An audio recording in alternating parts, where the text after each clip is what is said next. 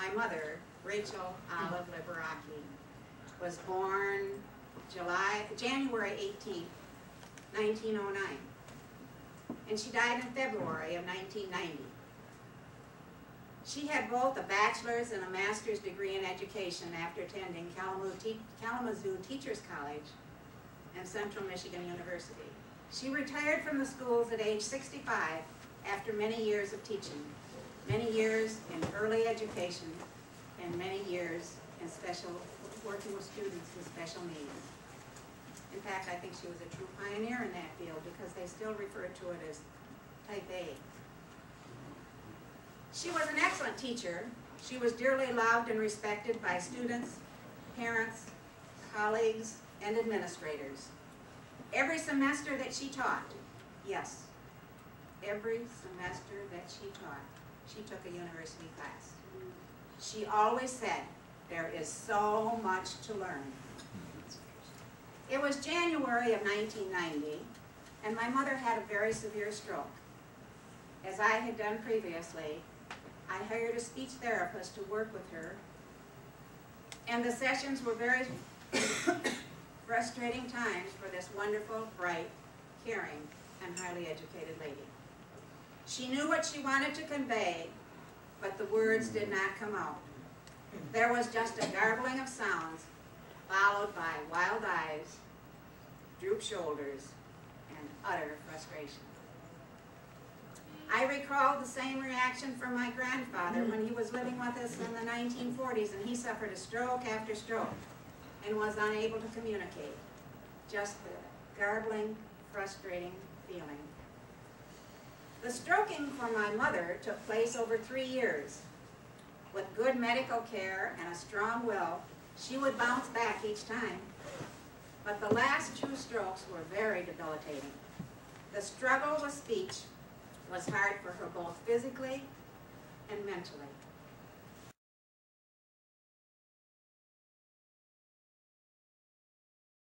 Finally, she let me know that she would accept no more sessions with a speech therapist, now called speech pathologist.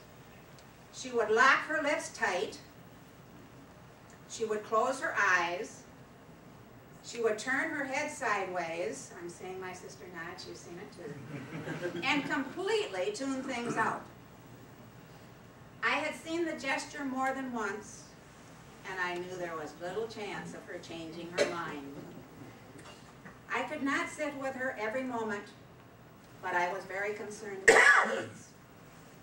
How would she convey to the staff of the nursing home that she needed or wanted something?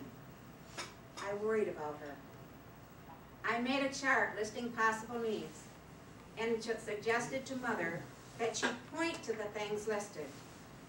And listed were such things as get me a bedpan, pull me up, take my covers off, get my glasses, turn on the TV, roll me onto my side, get me more oxygen. And I read the list to Mother. And I asked if she understood. And she nodded to the affirmative.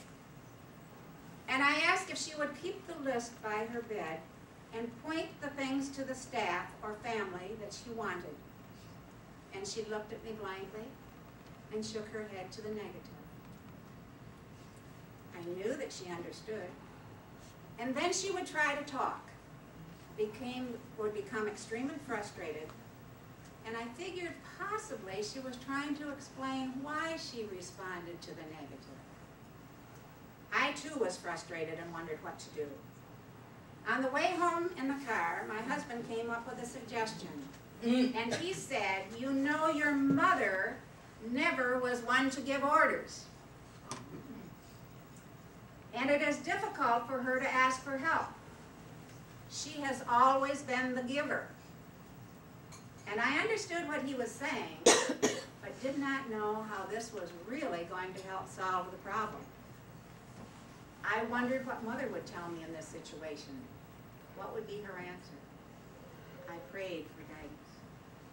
I put my hands over my face and said aloud, please God, help me find a way to help my mom communicate. Please, please, please, please. And then the light struck. My mother had always taught me to say please when asking for something. And the next day, with hope in my heart and a smile on my face, I entered her room. I prayed that the new idea that Lorraine and my Lord had given me would help. And to each item on the list, I added a please. And on the back of the card, you can show the other one, I added a big thank you. Mother smiled for the first time in many days. There were tears in her eyes and running down her cheeks, and I was the same way. I was reacting the same. When the nurse came into the room, I noticed my mother using her left hand with fingers outstretched. And ever so slowly, she moved her hand to the card with the list of items. And then she pointed to the second item, on the list that said, pull me up, please. The nurse and I did as she requested, and she smiled. And then she flipped the card over and pointed to thank you. Mother could again communicate in her language in a very polite way. Why had I not thought of this sooner? Thank you, Lord, for answering my request to find a way to aid my mom. As Mother always says, there is so much to learn, and I truly felt like a slow learner.